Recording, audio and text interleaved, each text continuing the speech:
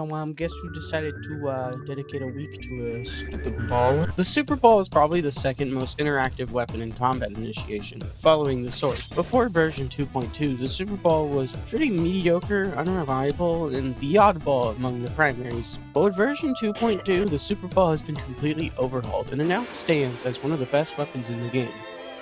Well, in my opinion.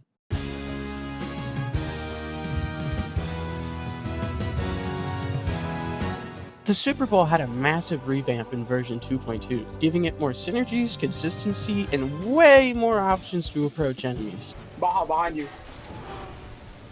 That's just aura. That's just aura! In this video, I'll be exploring the fundamentals of the Superball, its rebounds and deflects, synergies, and movement. There will be more videos exploring specific concepts and techniques, but for now, let this video serve as a definitive introduction to the Superball. Also, if you're wondering, I think I'm pretty good. No, you should be able to trust me. The Superball is a weapon that specializes in mid to close range combat, primarily revolving around rebounds to maximize its damage.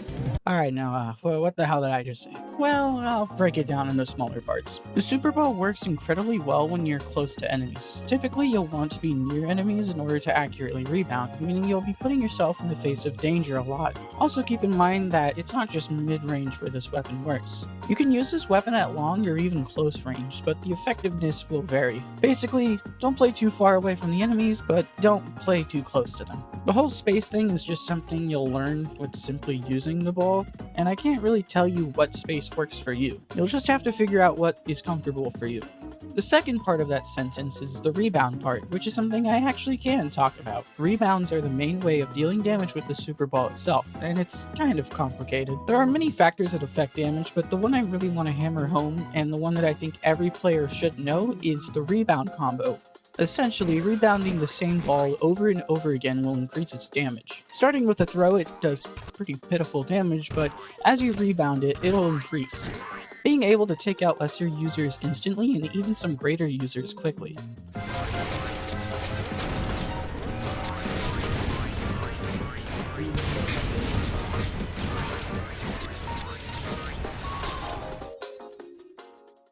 So now it begs the question. How the hell do I rebound? Pretty much any interaction with the weapon in its own way can rebound. It can be as simple as hitting it with your sword or just shooting it. Sure, you can just use one weapon to rebound, but the real beauty of the Superball is using multiple weapons to combo rebounds. In many of these clips, you'll notice how I don't really stay on one weapon for long. Sure, I use the BB gun a lot, but I'm constantly switching to the Slingshot or sword. This is because these weapons don't just rebound, they interact with the Superball in their own little ways that are important.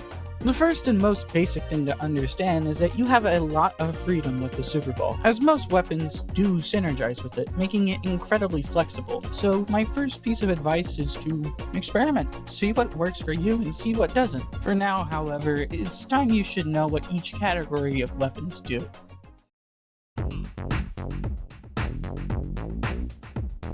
The sword and its upgrades functions as a sort of wrangler for the Superball. You're able to rebound your ball wherever you're aiming, which is something missing from other weapons. You often find that your Superballs are not targeting enemies that are in front of you, and so having the ability to manually wrangle the ball to enemies in front of you is really good. This is done by simply hitting it with the sword, sure, but we can actually get a lot more creative and fancy by swinging our sword the moment we throw a Superball, which will consistently rebound it. The timing for the sword rebound is very lenient. There's actually a built-in buffer for the initial throw, and no matter how far away the ball is from you, you'll still be able to hit it. This makes for some very mind-bending type kills.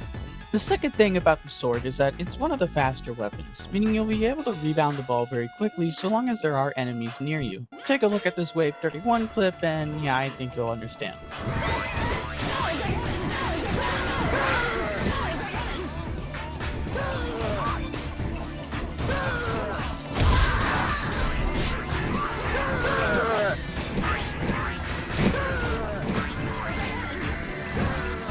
A more advanced technique is called juggling, where you rebound multiple Superballs, which often require the sword due to the initial throws bouncing the ball back to you. As for the two upgrades, the katana serves as a direct upgrade for the sword, with just faster swing rate and yeah, that's actually it. Use this if you have nothing else to upgrade the sword into. Typically one of the last upgrades you get when running Superball. The Firebrand trades off the reliable and consistent swing for a slower yet more powerful ability to imbue the Superball, turning it into a Fireball. This pairs well with the Paintball gun tree and specifically the BB gun, as losing that swing rate is a huge deal for the Superball. While you can still use the Firebrand as you would with the sword to the Superball, it's very hard to use effectively due to the sluggish nature of the Firebrand, and thus you'll be using it more as a passive tool than an actual damager. Also, don't underestimate the sword itself. Swords are literally the best weapon in the game, so abuse it. The paintball gun tree serves as your main rebounder, and it's incredibly reliable. Simply shoot the super ball with any of the guns, and that super ball will automatically target to the nearest enemy. That's it!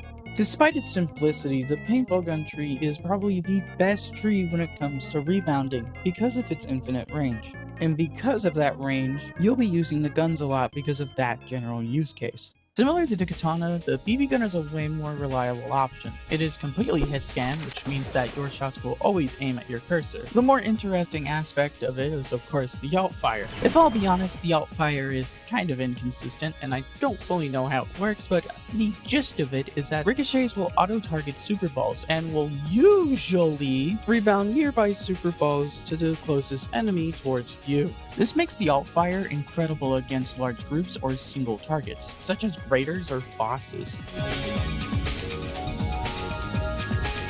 Keep in mind that you'll have to charge your alt fire through shooting, and you can't charge it by simply rebounding. Other than that, yeah, the BB gun is really good.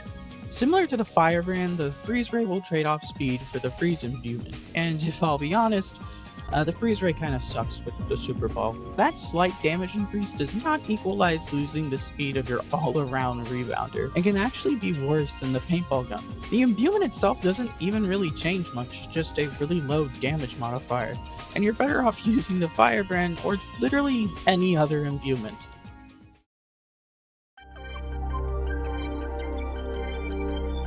Believe it or not, the Slingshot's coin actually has a synergy with the Super Ball.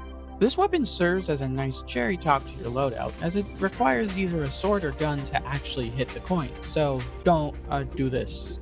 Don't do that. As for the synergy, it's actually quite useful. The coin will rebound the super ball similarly to the BB gun. The thing is that you actually aren't hitting the ball, you're hitting your coin. This means you don't even need to be near the ball or actually shoot it to rebound it. It might sound not so good, but picture this. It works with SOT codes. It can let you rebound while basically doing anything else. Not to mention that if you're using the BB gun, the coin will actually charge your alt fire and will rebound the super ball as well. You can easily build up your rebound combo with the coin. It's just really generally useful. As for the scatter blaster, it's the best imbuement for the super ball. You'd think charging and wasting a whole level 5 pulse for the super ball would be a waste, but look at this.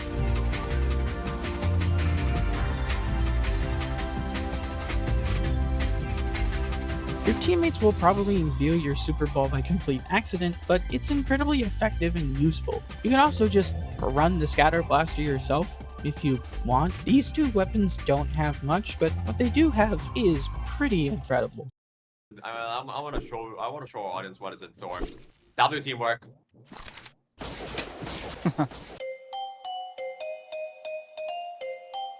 The trowel and hammer are pretty unique weapons, as you won't proactively be trying to rebound with them. Instead, you'll find yourself placing walls to sort of control where your super ball can go. Think of the trowel/hammer as the perfect support tool for your super ball, as not only can it control where the ball goes, but it can easily reactivate dead super balls, which is great if you don't want to lose a ball that has a big combo snowballing. You can easily place down multiple walls in close range and rebound the super ball with your sword, letting you just focus on positioning and dodging. When a super ball makes contact with a trowel or hammer wall, it'll redirect the super ball to the nearest enemy. The hammer has a cool trick up its sleeve. Pocketing the Superball will add a damage multiplier to it, which is really good whenever you need to deal with giant enemies that are in your face, such as wizards or giants. Not only that, but the pocketed Superball will actually be floatier. It might be pretty weird to get used to, especially if you're like me who's gotten so used to rebounds and it's basically a muscle memory, but once you do get used to it, you'll actually find yourself demolishing through greater enemies. Not to mention, like the swords, the trowel and hammer are just really useful outside the Superball. So yeah, pretty good weapon. Anyways, yeah, that's it for the trowel tree. No other weapon to cover. Nah, it's the wrench. I made a whole nother video that you should watch, but essentially, whenever you throw your wrench at the Superball, it'll rebound it to the nearest enemy and also increase the size and AoE of the Superball. Very handy for builds with Expendable or just having a giant deflection shield, but other than that, I don't really find myself running it seriously. So that's the gist. If you're still confused or want the simple TLDR terms, then essentially use the sword to control and aim your Superball, use the gun to rebound your Superball, and use the trowel to control where your Superball is, along with some passive buffs. Then you can add little toppings like imbuements or the Slingshot to help with your rebounding. Keep in mind that you don't need to run all of these, but simply finding out what works for you and what doesn't is very important. I might not use the freeze ray a lot, but if you can find use in it, then well, go for it. I'll save gears for a later video since there's only one gear with a direct synergy and all the others just kinda have indirect things that help the Superball, but yeah, look out for that anyways. The Superball itself has the special property of deflecting most projectiles that hit the ball. You can commonly see this with gunmen and emerald blasters as their projectiles are very easy to deflect. Deflections aren't a huge part of the Superball unless if you're running something like the wrench, but they can come in handy, especially with dealing with everyone's favorite projectile spam. If you really want to make use of deflections, I'd recommend going into first person and either throw or toss the ball at the direction of the enemy. Keep in mind that the Superball does have an arc, and it won't go that far unless you hit it with the sword, which is actually a pretty consistent way of deflecting. Deflections are a very defensive option, meaning you'll mostly be relying on them when you get pushed or you're pushing enemies, though it is funny one-shotting outrageous emerald blasters. The final section of this video, and it's pretty simple. The Superball's pogo is very similar to other weapons. Simply look down and throw the ball. You can pogo at least 3 times before you have to touch the ground. The pogo itself specializes in height, meaning you'll fly up rather than far. This lets you basically break the ankles of enemies trying to predict movement, mix up if you would.